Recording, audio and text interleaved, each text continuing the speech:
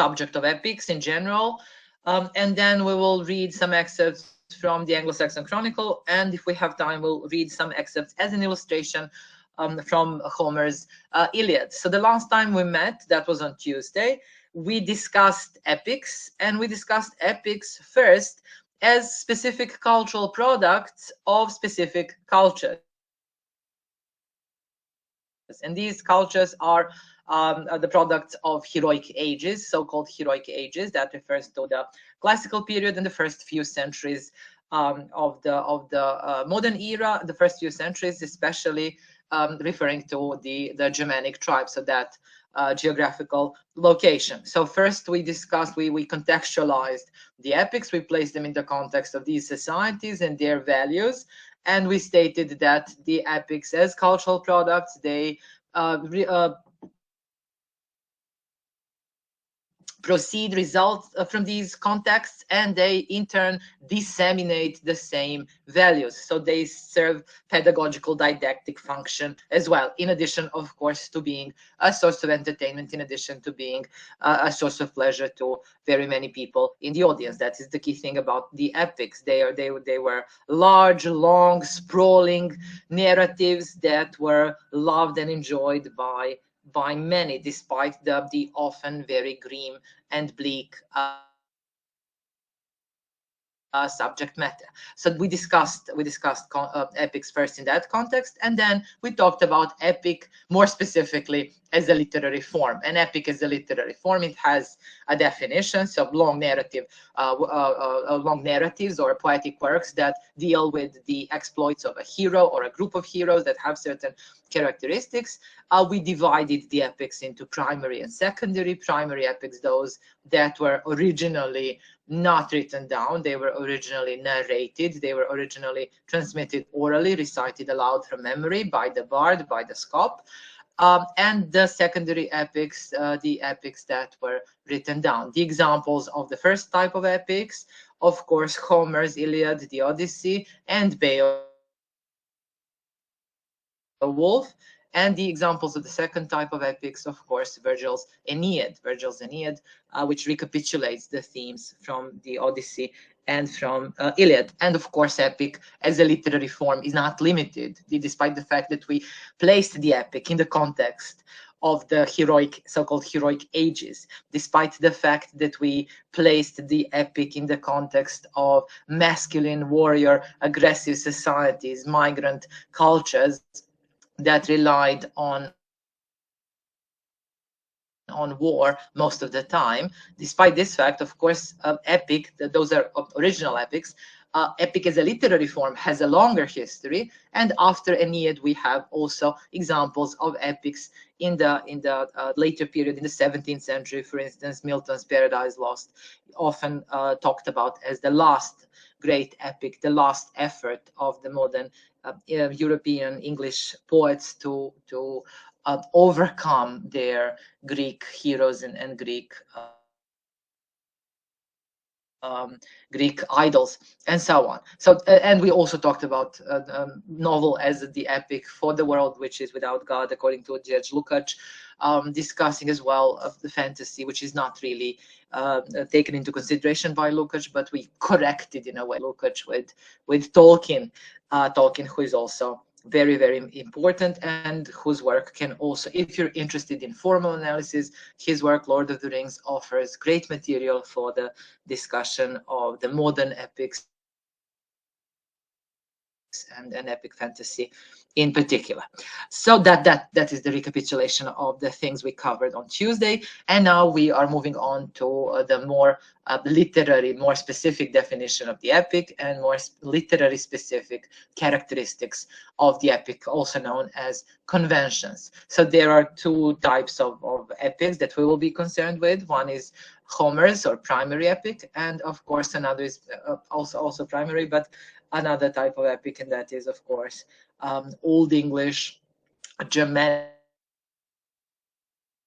properly speaking, because Old English epic, that is Beowulf. When I say Germanic, properly speaking, or even Scandinavian, that is because Beowulf, even though it is considered to be the first English epic, even though it is written in Old English, it does not deal with the English people at all. It deals with Danes, it deals with Geats. Those are Germanic northern tribes that are not necessarily connected to the English. So the conventions, now we are discussing the more literary features. How do you recognize Homer's or a primary epic?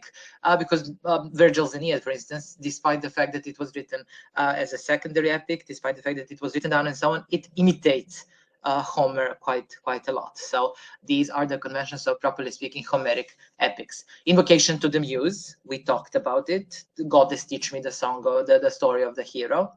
Formal statement of the theme, Achilles' baneful wrath, resound, O goddess, that imposed infinite sorrows on the Greek. Formal statement, this the development of the hero's journey. In the case of the Odyssey, or specifically, much more specifically, Achilles' wrath in the Iliad. You know, the Iliad, you know, the Trojan War lasted for 10 years, but the Iliad actually discusses only a few weeks in the last year of that war. The few weeks that do center around Achilles' conflict with Agamemnon, Achilles' wrath, Achilles' anger at Agamemnon taking his favorite slave, so Achilles refuses to fight, and so on and so forth. Beginning in medias res, we also mentioned this. Epics do not offer any kind of exposition. They do not offer any kind of introduction. And again, the Iliad is a perfect example, because you are faced with the war, last few weeks of the war, and you learn things along the way as you listen to the story, as you read the story, and so on. So there is no linear progression, there is no introduction, and then the development of the theme, and then conclusion. So in medias res, you will also have later on, of course, much later, you will have novels that begin in medias res. And one such example is Wuthering Heights by Emily Bronte. It also begins in medias res, in the sense that all the action has already happened. The greater part of the action has already happened. We see Heathcliff near the end of his life, actually, even though we do not know it at that moment. The Heathcliff doesn't know that at that moment. Lockwood, as the narrator, doesn't know that at that moment. But Lockwood then listens to the story narrated by Nelly, and then he learns. He goes back into the past with Nelly, and he learns much later, as the novel progresses, he actually learns of the earlier events. That is the beginning in medias res, usred sred. Central figure, heroic, superhuman caliber, of course, Achilles, of course, Hector, of course, Beowulf, Aragorn, although he's not really a central figure, so there is some kind of playing with the conventions, of course, on the part of Tolkien, but that is the 20th century, so it is to be expected. The use of descriptive epithets. The descriptive epithets, we also talked about this: swift-footed Achilles, Hector of the gleaming helm, listing of heroes and combatants, journeys, perils, journeys, adventures, with a strong element of the supernatural. That is typical both of the Iliad and the Odyssey, but it is more noticeable, it is more present in the Odyssey. Or epic Homeric similes. I'll give you an example very soon, what epic simile is, and the general, of course, lofty tone. So these are the conventions of Homer's epics, and there are certain differences between Homer's epics and the other epics, such as Beowulf, Old English epics. As you're going to see. So first, before we move to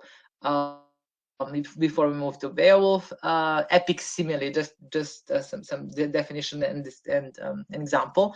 What's a simile? A simile is a simple comparison. It's a simple comparison, as opposed to metaphor, which is a textbook definition is that it is a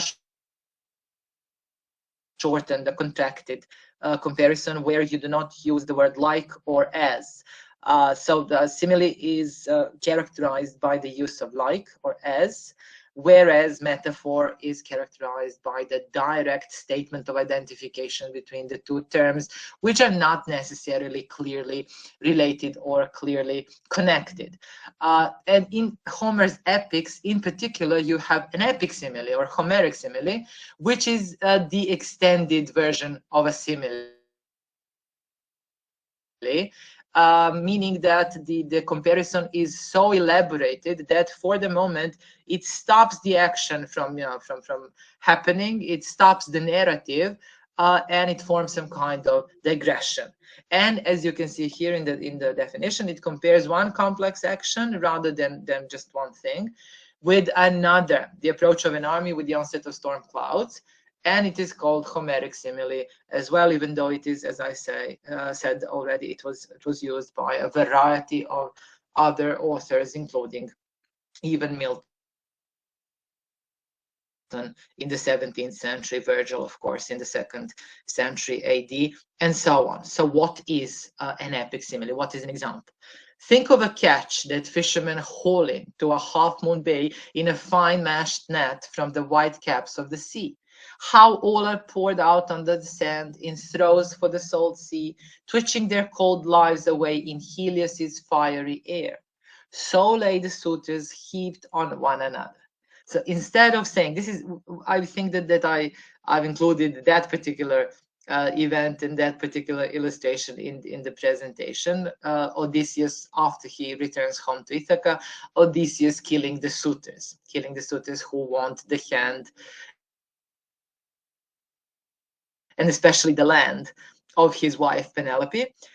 So he kills the suitors, and instead of saying the suitors lay dead or dying like fish gasping for the sea, which would be a regular simile, this is an example of an epic simile because this is so long and elaborate, and as you read it, you actually forget what you are reading about. So think of a catch that fishermen haul in, and so on and so forth. Epic simile, one of the key conventions of the primary epics, as opposed to primary epics and their use of Homeric simile. In Old English epic, you have cannings or canning, which is a bit different. So canning is typical of not only Beowulf and Old English, but typical of Germanic poetry, old Germanic poetry.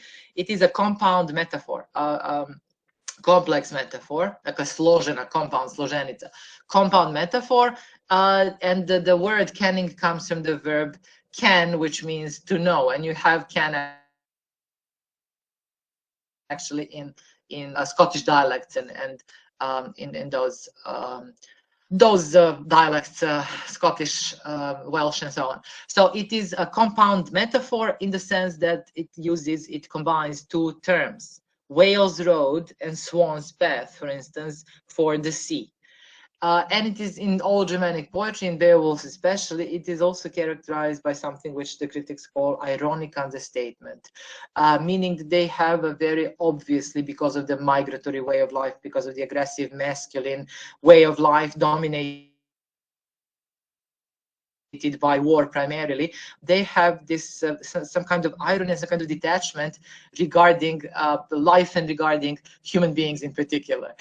So for instance, they refer to the body as bone house, the house of bones, precisely because they're so familiar with that aspect. They're so familiar with bones sticking out of body in war, in battles, etc., etc. Sea wood is also a compound metaphor or a canning that is used for a ship. Why sea wood? Why is that so? Why does it convey irony? Why does it convey bleak perspective on life? Well, because ship is meant to provide you with safety. It's meant to provide you with safe passage, safe journey, and so on. And here you have Vikings, you have belligerent tribes who are well aware that in moments of great storm, in moments of great, natural disasters, the ship becomes nothing more than wood for the sea. It becomes consumed by the sea. So there is this really bleak perspective, the awareness, constant awareness of the fragility of life, precarity of life, precarity of human body, that finds its way into these metaphors, into these cannings. And when we start reading and discussing Beowulf next week, I'll call your attention to some other cannings. They're easy to recognize. And of course, canning, while being the characteristic primarily of all Germanic poetry, it is not limited to all Germanic poetry. It is found in colloquial speech, for instance, fire, water for whiskey in the 19th century, and even earlier in history, a famous Shakespearean example, beast with two backs, for copulation, for sexual intercourse. And you find this very unsettling description, you find it in Othello, and it is meant to emphasize how unnatural the love of Desdemona, a white woman, for Othello, who is a black man, how unnatural it is. So their lovemaking is not referred to as lovemaking, but it is referred to as making the beast with two backs and so on. So it's very graphic, it's very unsettling, and Shakespeare, of course, is the master of language, as you're going to see very soon in the next semester. As for the voice, the poetic voice in both Homeric epics and in Old English epics, they are the same. The voices are the same. Epics are characterized by a general lofty tone, dignified language, serious language, which is meant to complement the seriousness of the themes that are depicted in the epics. And in Old English epic, the voice is a single aristocratic voice, grave, decorous, responsible, and so on. And he talks about themes which are not necessarily of national significance, because the nations were not as fully formed as they would be later on. But he speaks of themes that are of issues that are relevant for the community, for the political community, for comitatus, and so on. And we talked about how the comitatus is actually, it's the functional military unit, it's the political unit. It consists of a lord, of a leader, a man who is followed by loyal knights, loyal followers, and so on. And obviously, this is deeply patriarchal. There are women, but the only women that we know of are hlafdigs, or ladies, or queens, who will later, that term will later become queen. But these ladies are mentioned because they are related, they are connected to the leader.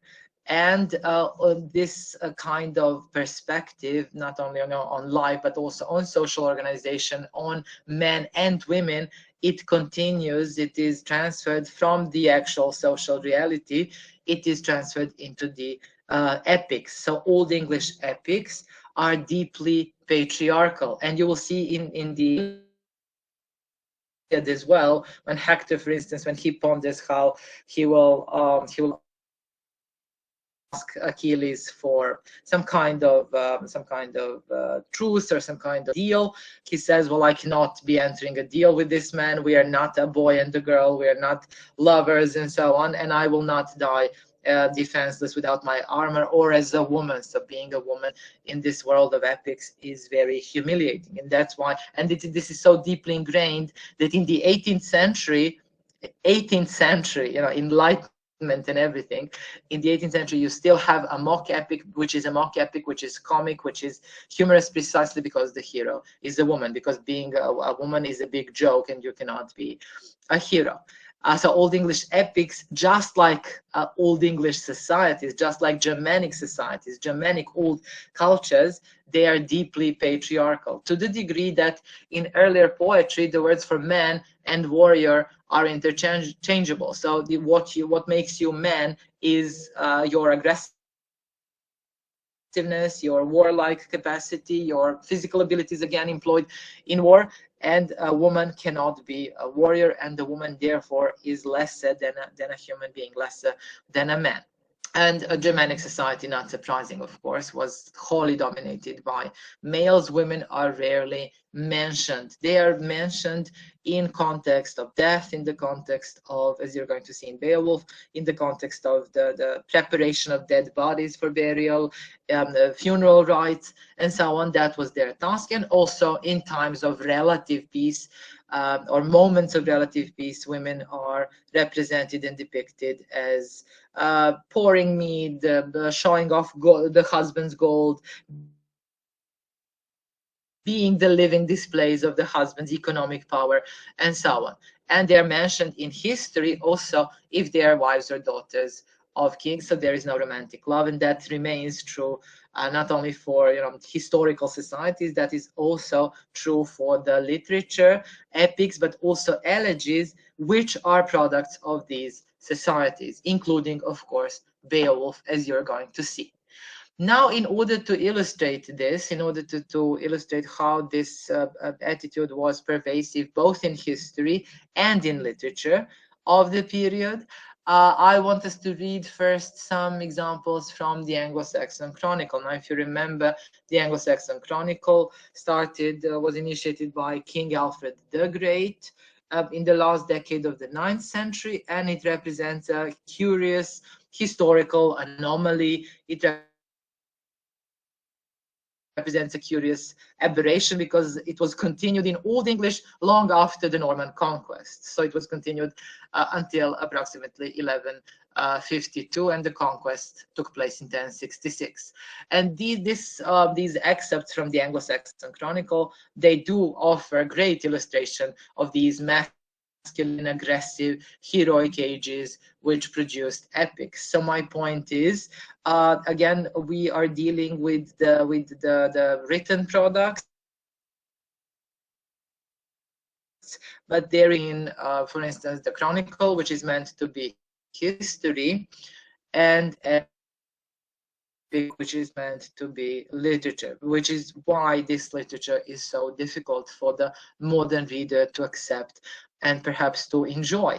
I mean, we can understand it, we can analyze it, that's not a problem, but enjoying this kind of writing is very difficult because we live under different assumptions. We live under the assumption that literature is supposed the product of unique individuals' perspective on life, on death, on good, evil, and so on. And here in these early periods, we have something else, and we have actually more quite clearly and quite evidently the connection between the politics, the society, and the kind of texts that are produced and that circulate among the population. So the Anglo-Saxon Chronicle, my point is that this is merely an illustration. So please, we'll just read it. Do not try to memorize the years. Do not try to memorize these names,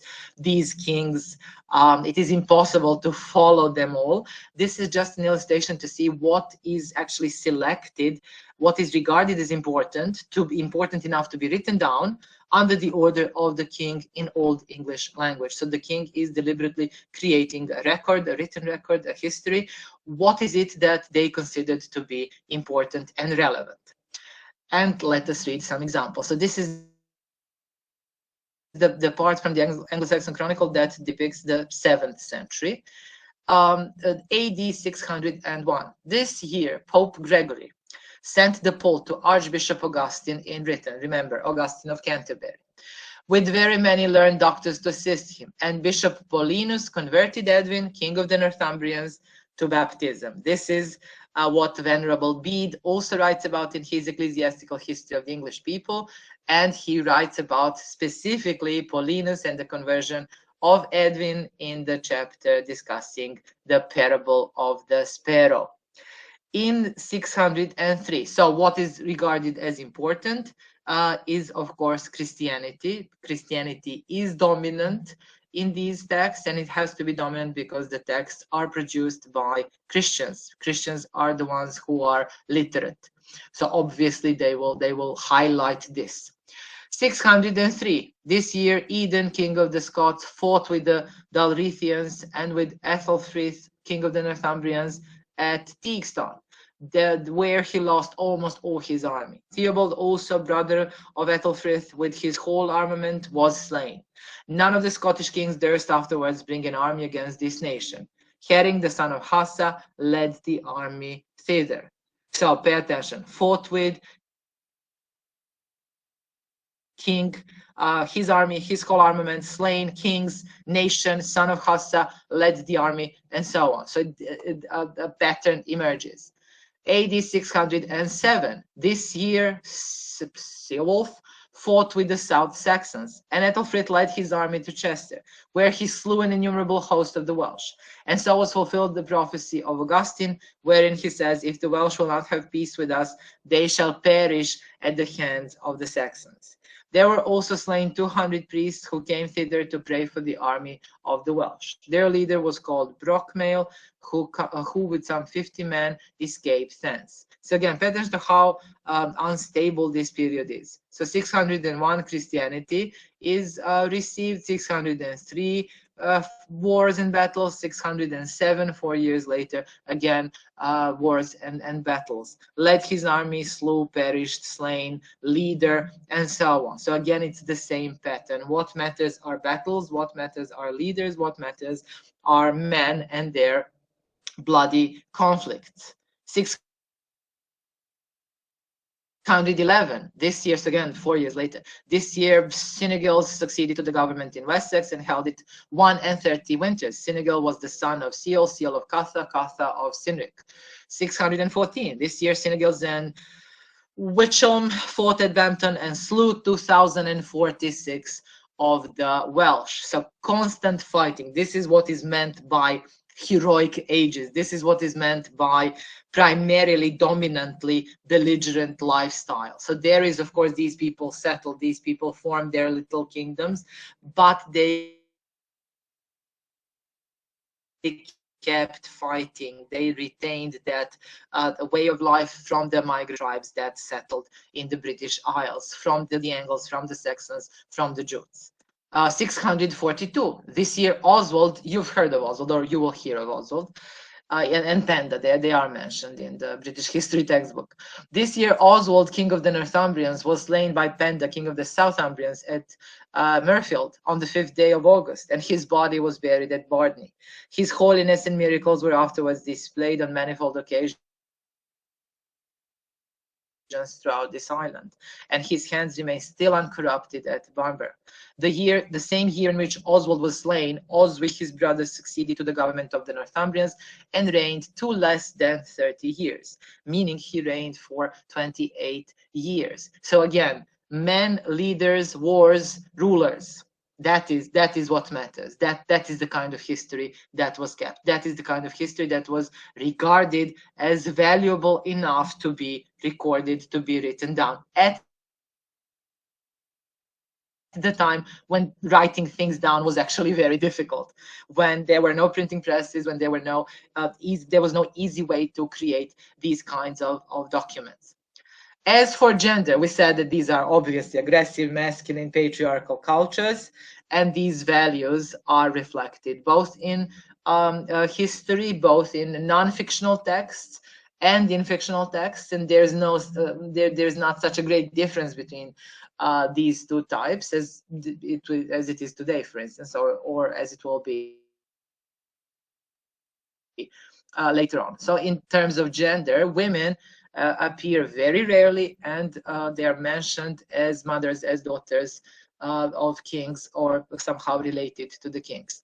So in AD 640, this year, Adbold, king of Kent, after a reign of died after a reign of 25 winters. He had 2 sons, Ermenred, Erkenbert. Erkenbert reigned there after his father. He overturned all the idols in the kingdom, and first of all English kings appointed a fast before Easter. So again, you see that this convention, this custom of fasting, of Lent before Easter. Znate, veliki post, najduži post pred Uskrs. 7 punih nedelja, taj najduži post uopšte ne postoji u Bibliji, to opet, znači Biblija je fascinantan tekst kada čitate, ne postoji pakao, ne postoji originalni greh, ne postoji fast, ne postoji lent, ne postoji dakle post, nego je to ovdje sad smislio u 7. veku neki kralj. His daughter was called Erkongota, holy damsel of an illustrious sire, whose mother was Sexberga, the daughter of Anna, king of the East, Angles. Anna is the male name here. Ermenred also begat 2 sons who were afterwards martyred by Thunder. So again, women mentioned only in terms of their lineage, in terms of their legacy. And again, you see the instability, sons of kings who are not protected, who are killed in battles, martyred by Thunder. And this kind of convention, another convention which insists not only on women in terms of their lineage, but also on men in terms of their lineage. This is the king, he had 2 sons and so on. It is one of the conventions that Tolkien, for instance, uses in epic fantasy. And when Aragorn introduces himself, he always introduces himself as the son of, and he's the son of his father, not the son of his mother. Mother is not necessarily emphasized. I am Aragorn, son of Arthorn. I'm called Elessar, Elfstone, Dunadan, the heir of Isildur, Elendil, son of Gondar. The sword, here is the sword that was broken and is forged again. So quite a nice reworking and adaptation of the convention from heroic societies, from histories, in the form of the 20th century epic fantasy. And this is for the viewing pleasure. These are the sources. Before we start reading the Iliad and discussing the Iliad from the reader, are there any questions? Are there any comments? Could you follow? I will leave the presentation. I will leave the presentation after this class, so don't worry about that. Da li ste mogli da pratite? Da li me čujete? Da li ste mogli da pratite? Jel imate neka pitanja? Prosto... Da, čujemo vas, bilo okej. Dobro. Hvala vam. Evo ja sad samo da... Kažite, Lea.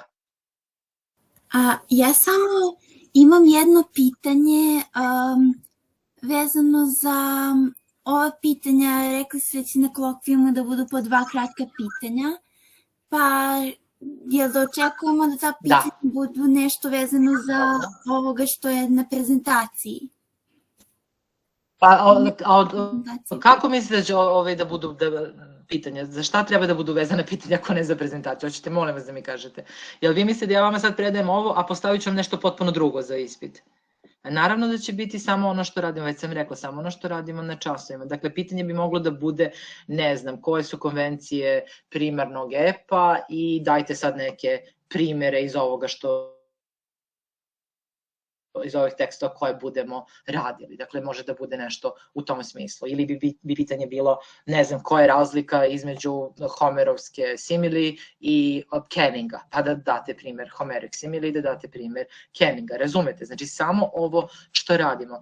Ispit, taj midterm exam, nažalost, mora da bude online i kažem nažalost zato što da ispit imamo uživo, da taj midterm exam imamo uživo, vi biste dobili pitanja. Ja bih vam poslala pitanje, to nije nikakav problem, i vi biste tačno znali šta pitanja, znači mogli biste da spremite ta pitanja unapred i da izađete na ispit. Međutim, ako ja sad vama dam pitanja unapred, vas ništa ne sprečava da vi to lepo iskucate i samo copy-pastujete kad bude online ispit. Tako da ne mogu da vam dam ispit, ne mogu da vam dam pitanja unapred, ali verujte mi da ništa van ovoga neće biti. Takođe, ja dosta toga kažem što nije na slajdovima, to takođe neće, znači ja neću ove digresije, ne znam koliko, da insistiram na njima. Znači, uglavnom se pitanja vezuju za ono što je na slajdovima i ovo sve što kažemo, naravno, kada čitamo originalne tekstove. Ili, ne znam, primjer može da bude, ajde sad, tragična neka vizija Homerovskog epa koju ćemo evo sada da radimo. Tako nešto. Znači, isključivo ono što radimo na časovima. Ali žao mi je, znači možete da se uključite u konsultacije kad bude ta nedelja, možete i pre toga naravno, da bukvalno prođemo kroz sve, ali konkretno ne mogu da vam dam pitanja, upravo zbog tog prepisivanja potencijalnog. So sorry. Ili ako hoćete da radimo uživo, samo što mislim, mi stvarno ne možemo da pretpostavimo kako će mislim, da li će da bude situacija dovoljno stabilna, da vi putujete, niste tu, niste uzeli stanove, a sada da vas teram da radimo, ne znam, ima vas dosta, treba da radimo u nekoliko grupa različitih, mislim, to je vrlo komplikovano za izvođenje uživo, tako da ja baš ne bih to radila. Nadam se da sam sad odgovorila. Ok, no comments. Jel čujete se izgubio zvuk? Dakle, sada čitamo Homera, znači Ilijadu, i čisto čitamo kao ilustraciju tih masculine heroic cultures,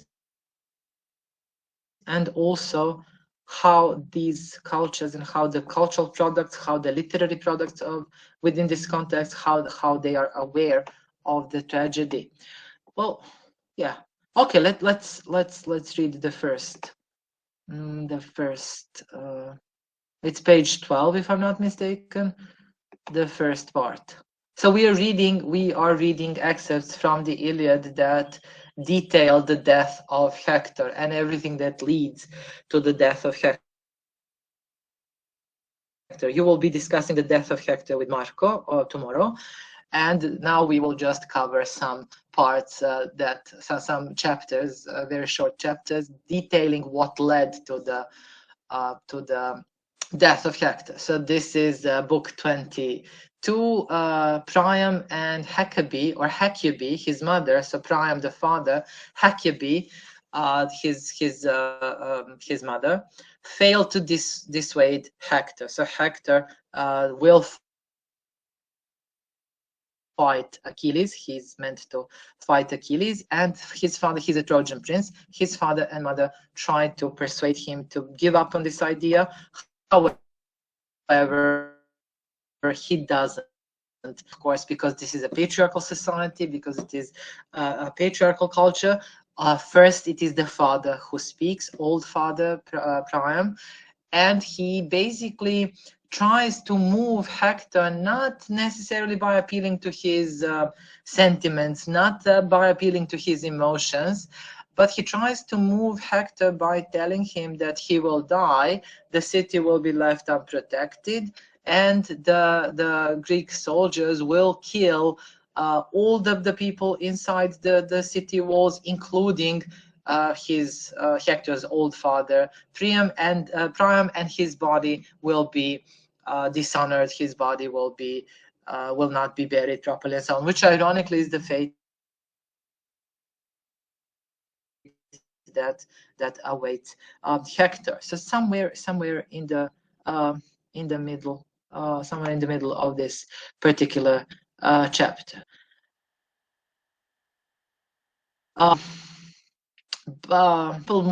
Yet the people's mourning will be briefer if Achilles fails to kill you too. So take refuge behind the walls, my child, and be the savior of the Trojans. Stay alive, deny the son of Peleus glory.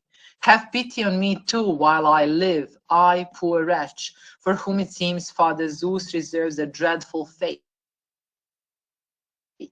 Here, after much sorrowful experience, on the threshold of the old age, to see my sons slaughtered, my daughters dishonored, their children hurled aside in anger, my sons' wives dragged away, my treasures fallen into savage Achaean hands. In the end, I shall be slain by a thrust from some sharp spear, and the flesh-eating dogs before my door will tear my corpse apart, the very dogs I fed from my table, reared to guard these same doors. Dogs that will lie there in the gateway when in their savagery they've lapped my blood. It is fine for a young man killed in battle to lie there with his wounds on display. Dead though he is, it is an honorable sight. But an old man's naked corpse, his gray hair soiled by the dogs, is a pitiful matter for us wretched mortals. So what is Priam's greatest fear? What is his greatest fear? Obviously, he has a very realistic expectation of the Greeks, what the Greeks will do to his sons, his daughters, his daughters-in-law, his people. He doesn't harbor any illusions regarding Greek honor, regarding Greek mercy. So if Hector somehow fails to kill Achilles, and he will, because Achilles is a much better warrior. If the Trojan walls fall, this is the fate that awaits them all. Is he moved by the notion of a dead warrior, young dead warrior? He's not, because again, that is his culture. That is the part of this, the integral part, key part of this heroic culture. It's a fine thing for a young man killed in battle to lie there with his wounds on display. Nešto ste mi tihi, da li ste našli, jel imate ridere kod sebe, da li ste našli tekst, dakle prvi ovaj odlomak iz Ilijade, negde smo na sredini. Imate ja slobodno. A to sam hteo da pitam, da li je iz 22. knjige? Imate to u Readeru, znači piše Homer Ilijada. Knjiga 22, da, sredina ili pri kraju čak negde. Znači ja sam počela, preskočili smo nešto, počela sam da čitam, znači to su sad različiti strahovi koje imaju muškarci i žene. Dakle, prvi paragraf počinje sa The Trojans having fled like a herd of frightened deer, pa drugi paragraf, then swift-footed Achilles replied, old Priam was first to see him, to vam je to. Dakle, tu vam je taj deo. Zabeležite da biste znali šta radimo zbog prepoznavanja i zbog svega ostalog. Razumete, ste našli? Da li ste svi našli? Dobro, Mina kaže da ona ima. Jeste svi našli? Da. Svi, dobro. Znači, ja vas još jednom molim, slobodno me prekinite ako imate problem, ako ne možete da se snađete. Svakog časa praktično koristimo, ne baš svakog, ajde, ali koristit ćemo taj reader i na ovim časima, tako da to nije nešto što vam je samo za časove vežbi. Dobro, da li razumete tekst? Da li vam je ovo ovako jedan fatherly sentiment that is comparable to the 21st century sentiment? Do you expect fathers in the 21st century to have these fears and to have this kind of attitude towards the potential death of their sons? I shall be slain and so on. So he has this very dark, nightmarish vision of the future, which includes not only his, as I said, sons, daughters-in-law, but also his own body, his own death, where he will not only be killed by some sharp spear, but also devoured by the dogs. And he has a very unflattering opinion of the dogs, I have to say, because the dogs are actually loyal. So if he has fed them, it's very doubtful whether they will attack him. But why is he so horrified by this? And he says it's fine for a young man. But that's how used he is to these sights. It's a horrific sight. A young warrior lying dead with his wounds on display. It's a horrific sight. It's traumatic, deeply traumatic. For some people, it would be deeply traumatic. For us, probably a modern audience. But in the heroic societies, in this kind of culture, in this kind of context, he says it's a fine thing for a young warrior to lie dead with his wounds on display. Why? Because that is the value, that is the outcome of this kind of life. That is what they are used to. That the wounds on the dead warrior's body are the confirmation of his worth as a warrior and his worth as a human being. Man and warrior, if you remember, they are interchangeable. So if he's not afraid to fight, he's not afraid to die, he's a proper human being. He's a proper man. He's the ideal. And therefore, it is not a disturbing sight. For Priam, who is the king, who is an old man, who has lived his whole life within this context, for him, it is not such a frightening sight. However, he says, an old man man's naked corpse, his gray hairs soiled by the dogs, a pitiful matter for us wretched mortals. Why is he so concerned with this? Why is he so concerned with being soiled, especially by the dogs? And the dogs will appear later. They will appear quite frequently in relation, in connection to Hector. Hector's body that will also is threatened. His body will be devoured by dogs. That is the threat that he receives. He will not receive a proper burial, and actually that is the big part of this aspect of this theme. Hector has to receive a proper burial, otherwise he will be devoured by the dogs, and therefore he will be dishonored. But why is that a dishonor? Why is that a dishonor? In order to know, perhaps you have some ideas. Zašto dishonor? Prvo što je užasno je naravno uznemirujuće, nesahranjeno telo. Je strašno uznemirujuće. Imate Antigona koja je cela, u stvari koja se cela vrti takođe oko sahrane. Nezakonite sahrane, ali Antigona sahranjuje svoga brata. Kažite, Luka. Pa, u principu, smatra se da dok se ne sahrani telo, duši tog čoveka nije dat mir, nije stavljen.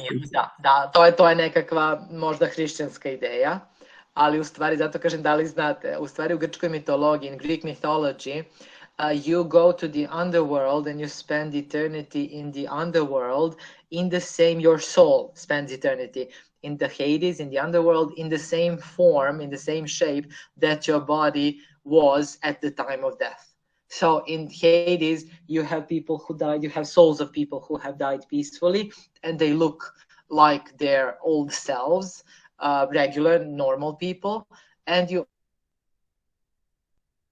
also have souls of people who have died bloody deaths, violent deaths, and they look exactly like their people. These souls of the deceased, they look exactly like these people. So that if Hector's body, and it will be, if it is dragged around the walls of Troy by mad Achilles, if it is dragged around in the dust, if it is wounded and there are so many scars inflicted on the body, even after death, then it will affect how his soul will look like for eternity. And of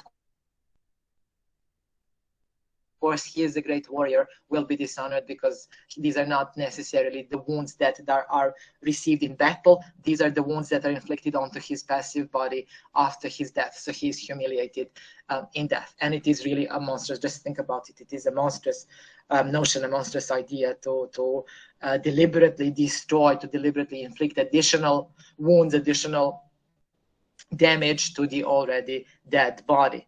And that is what Achilles does. So this is the father's argument.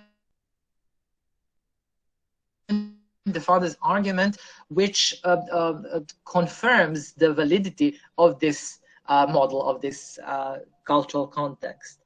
The mother's argument is even more interesting. So now with this, the old man tore and plucked the gray hairs from his head, but failed to move Hector's heart. Even though his mother in turn began to weep and wail, pushing aside the folds of her robe and baring her breast, imploring him as she wept. Hector, my child, this is the breast that fed you. Respect and pity me. Think of us and oppose the foe from inside the wall. Don't stand and face that harsh warrior. For if he kills you, I'll not have your corpse to lay on a bier and grieve over, dear child of my body, nor will the wife you richly dowered. But far from us, by the Argive ships, the running dogs will devour you. So it is quite, it's quite a sight, if you can imagine it. It's quite disturbing, but it shows the extent to which this old man and old woman are moved, these people are moved to act. So she bares her breast and reminds Hector that he came from her body. It's such a lovely phrase, the child of my body, dear child of my body. So it insists on these physical ties, bodily ties, and it is quite appropriate because it is ultimately about Hector's body and what happens to it before he dies and in death. So she reminds him of their bodily connection, physical connection, quite shockingly, quite explicitly, by bearing her breast. And again, she does not question. I mean, they do not offer any kind of pep talk to Hector. Hector, you can do this, you can beat Achilles, and so on. So they know who Achilles is. So she, again, she begs him to stay inside the walls, because she says, if you die, it's not only that you will die. I mean, that is a fact. Nobody even questions that. She says, if he kills you, I'll not have your corpse to lay on a bier. A bier is some kind of wooden structure in which a dead body was placed and then burned. Ne znam kako bi se to prevelo, ali baš kao jedna drvena struktura malo izdignuta, gdje su oni su tako sahranjivali svoje mrtve. Dakle, kaže, neću moći da te stavim na taj bier i da grieve over you, nor will the wife you richly dowets of women, if they appear as those who also bear some consequences of this heroic way of life, usually in terms of grieving for the lost loved ones, grieving for the lost heroes, and so on. It will be the same in Beowulf. In Beowulf, after Beowulf kills Grendel, there is a big feast, and Hrothgar is overjoyed, so there's a big feast, and his wife Wilthio goes and pours over mead to her husband, to Beowulf, and so on. And the Scop arrives in order to entertain the court, in order to entertain Beowulf as the guest, and all the warriors and the king, and so on. But the song that he sings is the Lay of Finn, which is an elegy about a woman who is married to the enemy tribe, and then her former tribe, her brother, they attack her new tribe, and she loses her brother, her husband, and her son, who all fight against each other because they are one another and each other because they are enemies. So that is the song that Beowulf and Hrothgar, as the representatives of the heroic way of life, they listen to the song which depicts the tragedy of the heroic way of life, the tragedy for the men involved, and also the tragedy for the women involved as well. And here again, you see that the wife, the future widow, is mentioned only in the context of grieving for her lost husband, for her fallen husband. The mother also imagines very vividly and very correctly imagines that she will not be able to bury the son and therefore grieve him properly. And again, the idea is that his soul will be in tatters. It will look bloody and fragmented and in tatters, and it will spend eternity like that. So that's why Achilles' behavior is so horrific. That's why Achilles' behavior is not honorable at all. That's why Achilles' change of heart when Priam arrives to beg him for his dead son's body and kisses his hands, that is why his change is also impressive, because these men, they are so deeply within this culture, they have so internalized these values. It is very difficult for them to change, despite the fact that they are aware of the price that is paid, and the price is life. The price is horrific. The price is the sorrow of those who are left behind, and so on. So that is the book 22. Now book again 22, but later part. Hector considers his situation. Now this is interesting, because Hector actually is much less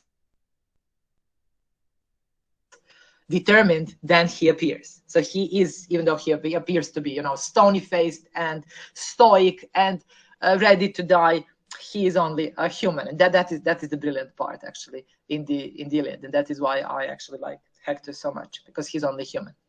Imate tu scenu sličnu i u Bibliji, imate u Novom Zavetu, kada postoji ta ideja da se Isus, on je voljno otišao, dozvolio, naravno jeste dozvolio, da bude uhapšen, da bude razapet, to endure that shameful and extremely slow, extremely painful death, out of love for the sake of humanity, and so on. But there's somehow it is emphasized. But there is a scene which takes place at the garden at Gethsemane the night before he's arrested, And Jesus is afraid because he knows what will happen. He's very human there, even though he's of divine origin, according to some interpretations. So he's afraid, and he asks his followers, his 12 apostles, he asks some of them to keep him company. However, they all fall asleep, and he feels abandoned. And that is just some kind of foreshadowing of the abandonment that he will feel, proper abandonment that he will feel on the cross when he cries, "Father, why hast thou forsaken me?" So he's abandoned by his students, by his followers, by his apostles, and he's all alone. And he prays to God to let him live. He prays to God to spare him. He says, let this cup pass me by. I don't want to drink it. I don't want to drink this cup of death. I don't want to experience this, which I'm about to experience. So to me, that is the most poetic, the most touching, the best moment in the New Testament, because it sheds additional light on Jesus. It sheds light on Jesus as somebody who was human, or human enough to want to live. So he was not somebody to take life lightly. He wanted to live, and that's why his sacrifice is even greater when you bear that in mind. He did not have a death wish. He was not suicidal. He did not want to go through all that pain, through all that shame, through all that spiritual agony, despair, and so on. But he did, because after he prays to Father, and his Father remains silent and so on, he says, "If, however, this is your will, so be it. I will accept it." And here you have a similar situation. So Hector appears to be heroic in front of his parents and stoic and so on. But when he's alone, and Homer actually gives us access to his mind, you see that he is conflicted, and he also wants to live. Why wouldn't he? He's a human, after all. So you see the clash between the demands of the warrior type, with the desires of being a human. And that, you have that in the Iliad, from 4th century BC. In the 14th century, we will be reading Sir Gawain and the Green Knight, where Sir Gawain also struggles, because he's a knight, because he's a courtly lover, because he's a believer, but he's also a human being. And he has to somehow reconcile all the different demands that come with these different roles. So as a human being, he just wants to live. As a knight, he has to keep his word, and he has to go actively searching for his own death. He has to go actively looking for the Green Chapel, where the Green Knight will cut off his head, because that is what he did to the Green Knight. I don't know if you're familiar with the story. It is an amazing story. As a knight, he also practices, because that was part and parcel of being a knight. He also practices courtly love, so he has to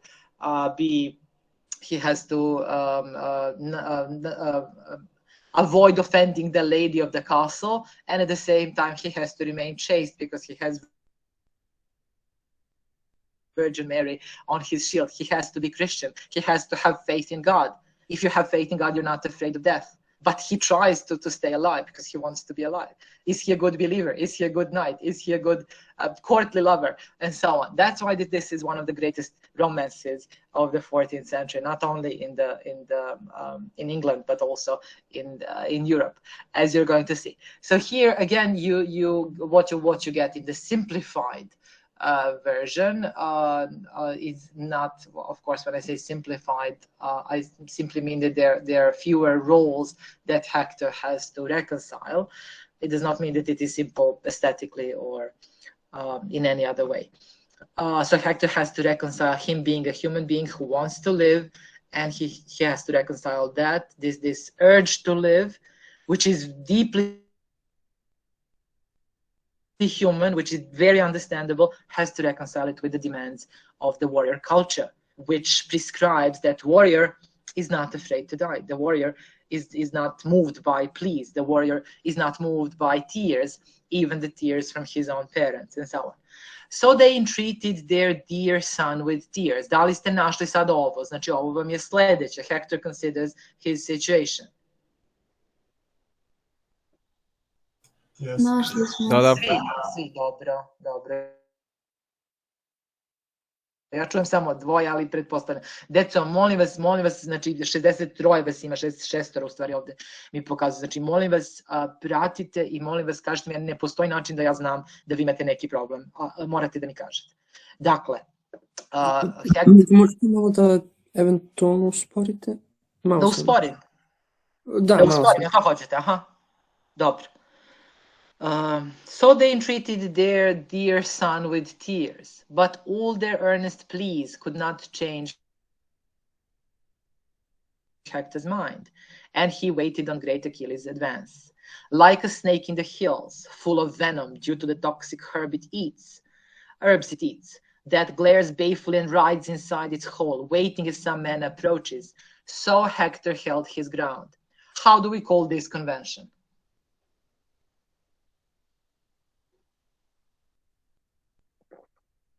A simile?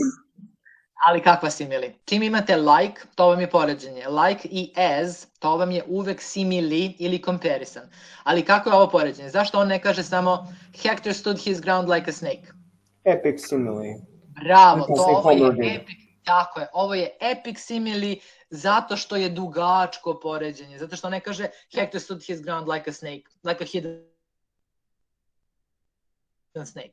He says, like a snake in the hills, full of venom. Da li nam je bitno full of venom due to the toxic herbs it eats, that glares balefully and rides inside its hole, waiting as some man approaches, and so on. To je ono što se zove epic simile. Dakle, simili vam je bilo koje poređenje, a ovo je i simili, naravno, zove se simili, a ne comparison, zato što je comparison više gramatička kategorija, a simili vam je, imate ga na ovom, kako se zove, na prezentaciji. Simili se piše, simili vam je književna kategorija, ali to je u stvari poređenje i klasično, dakle, poređenje, a ovo vam je epic simile that you find, as the epithet says, you find it only in epics. So Hector is, and again you have this unexpected, actually, comparison from Homer. I like it very much because Hector is compared to a toxic snake, to a venomous snake. So he appears to be the dangerous one. However, in reality, it is Achilles who is much more dangerous. So Hector held his ground, filled with latent power, and his bright shield resting on a jutting outwork. But his proud thoughts were troubled. Alas, if I retreat through the gate to the safety of the wall, Polydamas will not only be slow to reproach me, since he advised me to withdraw our forces to the city on that fatal night when Achilles reappeared. I refused, though it may have been better. Now, in my folly, having brought us to the brink of ruin, I'd be ashamed to hear some insignificant Trojan or his long-robed wife say, Hector has brought ruin on the army, trusting too much in his own right arm. If that's what they'll say, then I'd be better by far to meet Achilles face to face and kill him before returning to the city, or die gloriously beneath the walls. So what is the first motivation that Hector here gives? What is the first thing that he remembers and recalls in order to motivate himself to fight? And it's not only, it's not only fighting, it's his death. To je tema svih i velikih westerna, odlazak na dvoboj, facing the enemy i tako dalje. To su muške velike stvari, da oni dokazuju svoju muškost i muževnost. Šta kaže Natalija? What is his first motivation? Hector is afraid that if he doesn't fight Achilles, he will bring ruin on his army, his people, his country. I think that because Priam was a really good king, Hector learned from him to love his country, love his people, respect that they are his people and follow him. And that's why, even though there's this human part of him that's afraid to go and die, he still deep down has already made the choice and understands that he has to fulfill his duty. Excellent. He has to. So it is obviously a patriarchal thing. He believes he does not want to let his country down. He does not want to let his father down as his role model, and also what he values apparently more than his life, which is a very epic thing, which is a very heroic thing. What he values is his reputation. So he says, I cannot stand if I go back, if I hide within the walls, I cannot stand the possibility of some insignificant Trojan or his wife. Pay attention to patriarchy. Ne mogu da podnesem pomisao da tamo neki Trojanac ili ne daj Bože, kaže njegova žena, da oni krenu da me ogovaraju i da pričaju loše o meni i da mi oni uništavaju reputaciju i da kažu da sam pobegao, da se plašim i tako dalje. So if faced with the possibility of not living up to the reputation of, which is, as Natalija said, it is only implied, but it is there, not living up to the reputation of his father and not living up to his own reputation as a man, as a warrior, as somebody who should not be afraid of death and so on, he chooses rather to die. And he hopes, and that is the tragedy of epic, that is the tragedy of Hector, the tragedy that Homer highlights in these parts specifically. He hopes that he will die gloriously. So he says the best option is to face Achilles and kill him before returning to the city. But of course, on some level, he knows that this will not happen. Or he says, oh, I'll die gloriously beneath the walls. So he believes, we talked about glory, and we talked about how glory was that quality that was sought by all the warriors, glory in battle, and then, of course, glory through poetry, glory through epics, glory through Homer's words, being immortalized because you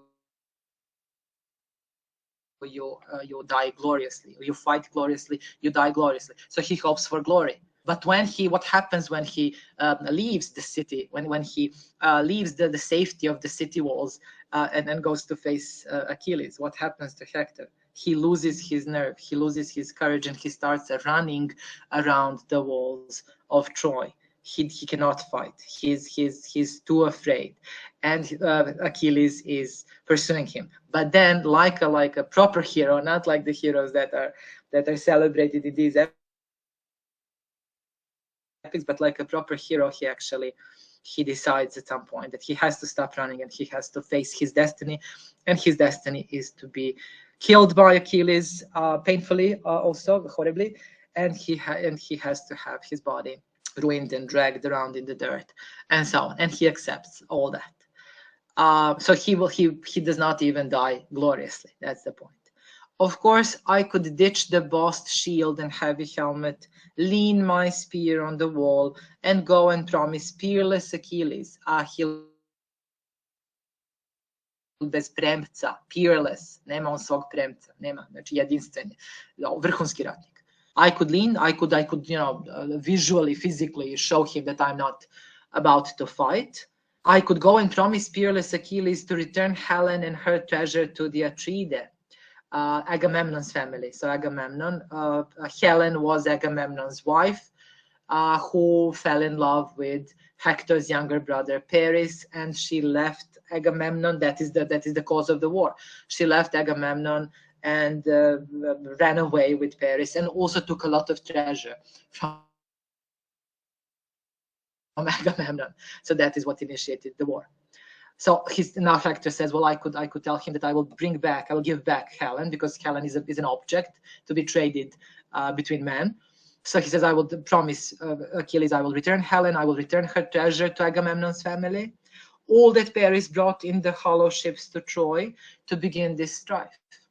I could say too that we'll then divide all the remaining treasure in the city, and then induce the elders to state on oath that they'll conceal no part of that treasure, but grant half of all the lovely city holds. So what is he doing now? Now he is considering yet another option. Let us not fight. Let us make a deal. Let this deal be what? I'll return Helen. I'll return the treasure to Agamemnon. And as for Achilles, I'll give him half of the treasure in the city, including the hidden parts. I'll give him half the treasure. Why does he consider this? Because again, on some level, he wants to live. It's that simple. He wants to live. And when you want to live, when that moment arrives, you do realize that the whole point of treasure, the whole point of money, the whole point of gold, the whole point of anything material is to protect life. It is not better than life. Life is worth more than that. And of course, he's thinking about that. But what's the point of such thoughts, he says. But immediately he remembers that it would not work. First, because Achilles is bent on killing him. Achilles is eager to kill him. He's not moved by treasure. And on another level, it will not work. He will dishonor his city even more, because the talk would be, this is the man who gave half of the treasure of the city in order to save his own life. So he is selfish. He's not a good king. Again, the same idea, even though there's so many thousands of years apart, you have the same idea in Beowulf. Beowulf is the good king because he dies fighting the dragon, killing the dragon, in order to get the dragon's gold for his men. So he's a good king because he's not selfish. He does not want to retain all the gold for himself. He fights the dragon and so on to earn the gold for his men. And here you have Hector pondering the opposite situation, pondering the situation where he will give half of the treasure in the city to save his own life. And of course, within his culture, within his cultural context, that is unforgivable. That is the unforgivable sin, the unforgivable mistake. And he's aware of that. That's just a fantasy that he indulges in for a moment to comfort himself. But then he realizes, what's the point of such thoughts? I'll not approach him like a suppliant, only to have him show neither mercy nor respect. Neću mu, kaže, neću ja prići Ahilu kao neko koga moli, samo da bih doživeo da mi on ne pokaže ni poštovanje ni milost. Što jeste tačno. Ahil jeste takav, on ne zna za milost, on ne zna za druge stvari. I'll not approach him like a suppliant, only to have him show neither mercy nor respect, but kill me out of hand, stripped of my armor and defenseless as a woman. So again, you see also the patriarchal dimension to the heroic ages, to the heroes. He's a hero because he's not a woman. He's a man because he's not a woman. He will not die defenseless as a woman. I vidite ovo kako on to kaže, defenseless as a woman, to je kao ono, dobar dan činjenica. Dakle, to da su žene bile ubijane takođe bez čak i mogućnosti da se brane. Što jeste i odlika patrijarhata generalno. Žene su bliže životinjama nego što su bliže ljudskim bićima. Bliže deci nego što su bliže pravom ljudskom biću, tako imaju manja prava. I za njega je takođe najveća sramota, kaže, ne mogu da ga molim, da bi on samo kaže, mene tu ubio, bez ikakvog digniteta, da me ubije kao da sam žena, bez toga da se ja borim sa njim i tako dalje. Dakle, obrni, okreni, šta je najbolji izbor za Hektora? Go out and fight. Go out and fight and hope that you will die gloriously. This is no lover's tryst. Lover's tryst. Nije, kaže, ovo sastanak ljubavnika. Tryst je rendezvous between lovers. This is no lover's tryst of lad and lass. Devojke, momka i devojke. By oak or rock, lad and lass indeed. Better to meet in bloody combat now and to see whom Zeus grants the glory. So he ponders various ways in which he can stay alive, but unfortunately, his staying alive in all these scenarios in his head,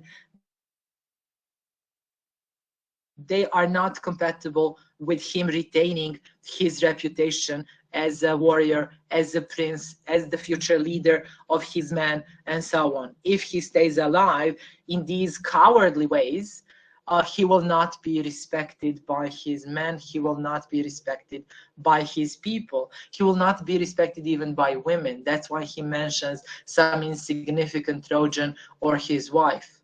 Because these values, when I say that these values are internalized, they are not internalized only by the men, only by the warriors. They are internalized by everyone. So women, even ordinary women, would mock him and make fun of him and badmouth him and so on, and that would be unsufferable to Hector. So he decides to go outside the city walls and face Achilles. Yes, Natalija? I think that when Hector is trying to figure out a way to stay alive, he's thinking of the wrong things, because the things he wants to offer Achilles, like to give them Helen back, or to give him treasure and stuff like that, that's not what Achilles wants. That's what Agamemnon and Menelaus would want. Achilles is consumed with rage because Hector killed Patroclus. So nobody can bring Patroclus back. So there's nothing that Hector could offer Achilles that will make apart him from his own death, apart from his own life and his own death. Yes, that's exactly that's an incredibly valid point. So he thinks about his reputation, and he's thinking solely from his perspective.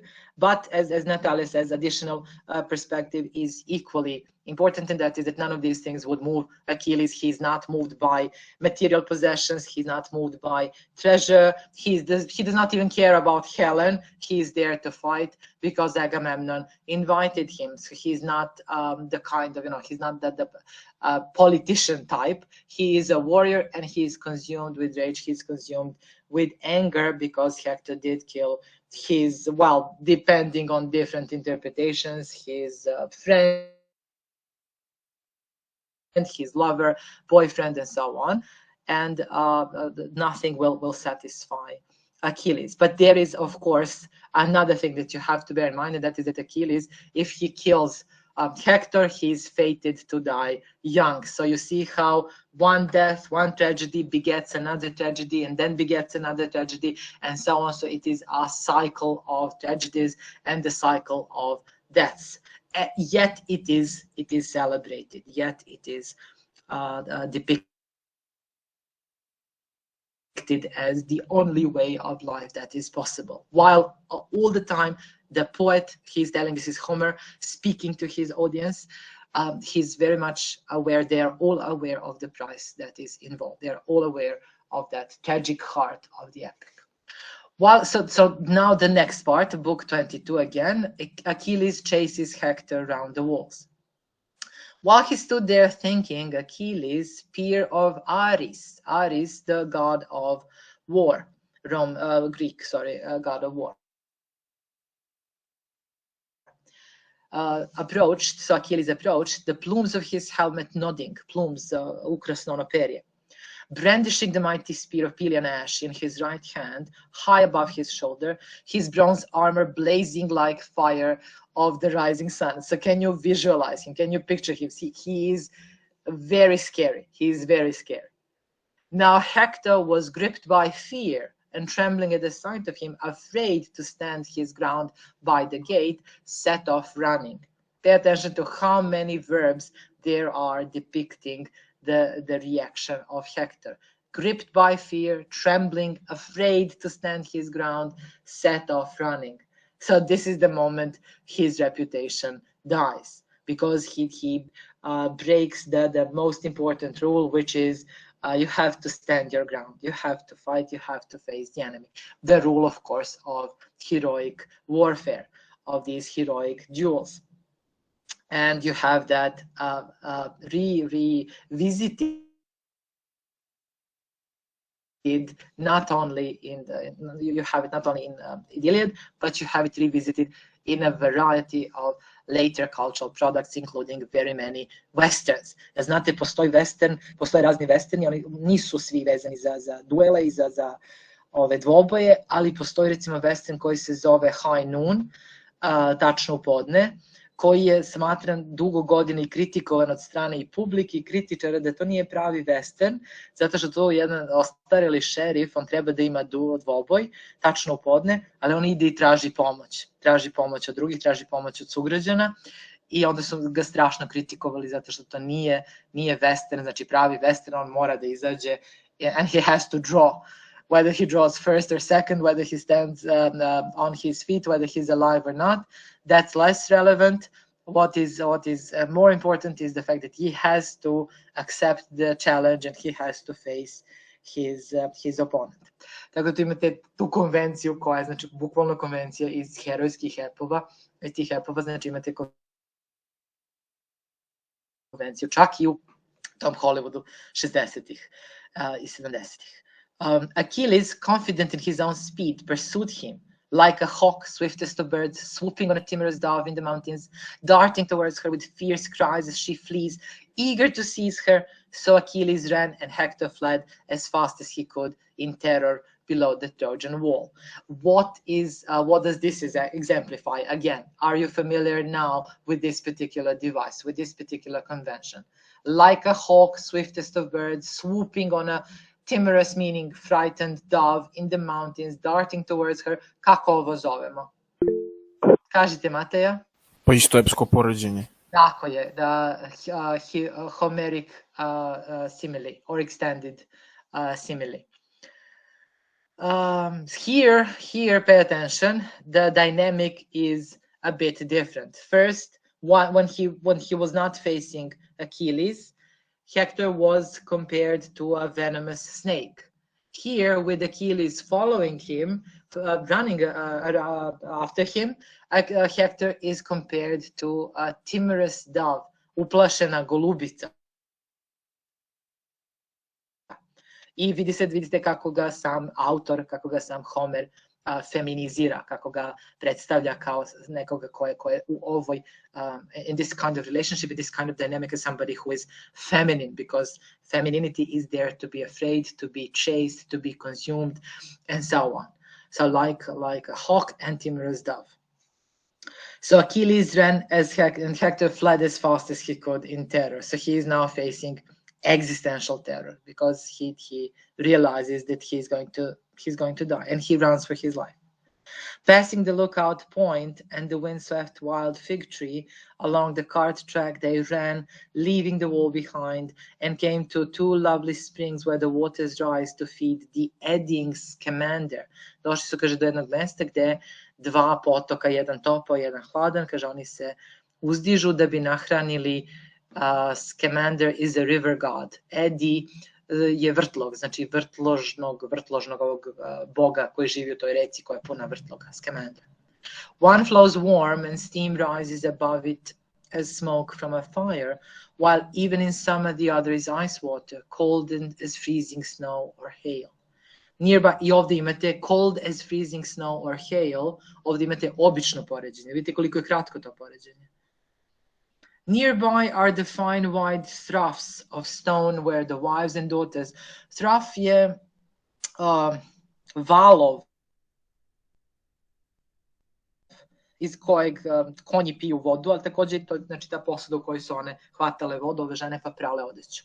Trough. Nearby are the fine wide troughs of stone where the wives and daughters of the Trojans once washed their gleaming clothes in peacetime before the advent of the Greeks. By the troughs they ran, one fleeing, one pursuing, a fine runner in front, but a better one chasing him down behind. And this was no race for the prize of a bull's hide or a sacrificial ox, a prize such as they give for running. They ran instead for the life of horse-taming Hector. They ran for the life of horse-taming Hector. One runs in order to save life, the other runs in order to take life. And again, you have, as for formal features, you have an example of the Homeric epithet here. Hector is Hector of the gleaming helm, but he's also the tamer of horses, horse-taming Hector. In heroic societies, in heroic cultures, taming nature, taming horses is considered to be a mark of a skilled, accomplished warrior, a mark of a skilled hero. As thoroughbreds sweep around, znači kao rasni konji, sweep around the turning post and compete for the prize of a fine tripod or a woman to honor some dead warrior, so these two warriors ran swiftly 3 times round the city of Troy while the gods looked on. And the father of gods and men took it on himself to speak. Ko je father of gods and men u grčkoj mitologiji? Zeus. Well, now here's the sight. A man who is dear to me chased round the walls, Hector, whom my heart sorrows for, who has burned the thighs of countless oxen on many reached Ida's heights for me, or on the summit of the citadel. Now noble Achilles, that great runner, hunts him round Priam's city. Take counsel, mortals, immortals decide. Shall we save him from death, or good man though he is, shall he die at the hands of Achilles, Peleus' son? It was bright-eyed Athene who replied, Father, lord of the lightning and the storm, what is this? Would you save a mortal from sad death to which he was doomed long ago? Do so, but don't expect the rest of us to agree. Zeus the cloud gatherer answered, Easy, Tritogenia, my dear child, I was not in earnest, and I shall indulge you. Do as you will, and delay no longer. With this encouragement, the eager Athene darted down from the summit of Olympus. So Athene will appear to Hector in the shape of his brother, and she will trick him into fighting with Achilles. The brother's name is Deiphobus, and she will appear in that shape. So she will trick him. Basically, she will lead him to his death. So what does this mean? This meddling of the gods ultimately. The heroes they fight, they stand face to face, they die bloody deaths and so on. They have glory or do not have glory, but ultimately, is their faith in their hands? Is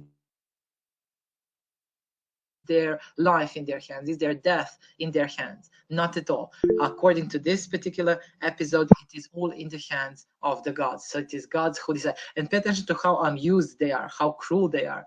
This is a good man. Shall we save him, or shall we watch him die? And how Athene actually reproaches, it's a whole different kind of culture as opposed to Christianity, for instance, where compassion and mercy are big things, they're big qualities. Here, Athene actually threatens Zeus. She says, you can show mercy, but nobody else will support you. We will fight you, and so on. So it's a much more, it's much more messy. It's messier, and it is much more difficult to attain any kind of protection, and actually to be to grant any kind of compassion, to achieve any kind of compassion from these gods. Neko se javio, čini mi se. Ne, nije bitno. Uglavnom, znači, to je njegova, his fate is sealed. His fate is sealed first because he has to live up to his reputation. Second, because it is what gods decide. And particularly painfully, he is tricked because Athene, who favors Achilles, she appears to him wearing the face of his brother, so he trusts his brother and he listens to his brother's advice, and his brother or Athene tells him to stop running and to fight Achilles. And Hector stops running, he fights Achilles. And then you have the next part, which is quite eloquently called the death of Hector. So you know how it ends. You will be discussing these parts with Marko. Da li imate neke komentare? Vam se sviđa jezik? Jel vam se sviđa kako Homer piše? Vam se sviđa kako je ovo nije tek tako ep. Vrlo je surov ovako subject matter, ali je jako lepo napisano, meni par. Ili imate komentari, ili ste već smoreni, hoćete da idete? Idete kući, pošto ste već kući. Ana, slobodno, kažite. Pa sad trenutno mi mnogo lepše doživlje zato što smo mi radili, ja mislim, ovo u prvoj godini, čitali smo Ilijadu prvoj godini srednji, tako da tad mi nije bilo nešto zanimljivo, ali sada jeste. Bravo za komentar, ne mislim, ne kažem iz jednakog razloga, bravo za komentar, zato što zaista za sve treba mnogo vremena. I što ste stariji, ako se budete vraćali. I ovo što sada radite na fakultetu, vidjet ćete da ste, ako se vratite ikada tim tekstovima kasnije, vidjet ćete da znači kada imate iskustvo i ovo da su jako dobri. Znači kada vam neko kaže Šekspir je dobar, a vi ne možete sada shvatiti u potpunosti, verujte da kad vam bude jezik bolje, kad ga budete čitali na 4. godini, da ćete zaista uživati. Kad vam kaže da je Dickens odličan, znači kad ga budete čitali u 40-ima, ako ga budete čitali kao ja, shvatit ćete koliko je. Znači, sviđa mi se komentar i drago mi je da vam je ovo ovako prilično onako blikali, ide nam uz sve. Dobro, znači ovo što smo radili dolazi u obzir za prepoznavanje kao jedan odlomak i možda bude neka analiza. Mi možemo, deca, ajde da se ne zadržavam sad, ali možemo da napravimo probnu verziju kolokvijuma pa da ja vama pošaljem da vi to vežbate ili da radimo grupno na konsultacijama, kako hoćete, da biste bili ipak malo mirniji, pošto to su prvi testovi, prvi kolokvijum i ostalo. Znači možemo tako da napravimo pa ćemo da vežbamo. So be at peace. Don't worry about the midterm exam too much. Mislim, brinite, ali u smislu da čitate na vreme i da radite na vreme, nemojte da brinite da će to da budu neka strašna pitanja i ostalo. Dobro, hvala vam mnogo na pažnji i ništa, onda se vidimo utorak, a ova promena ostaje trajna, jel tako? Ja ću postaviti obaveštenje, javit ću prodekanici, javit ću upravnici, ova promena sada nam ostaje trajna da imamo četvrtkom nastavu i utorkom, jel tako? Da. Dobro. Ajde, umorni ste, idite, odmorite, pa ćemo se vidimo utorak. Doviđenja. Prijatno. Doviđenja.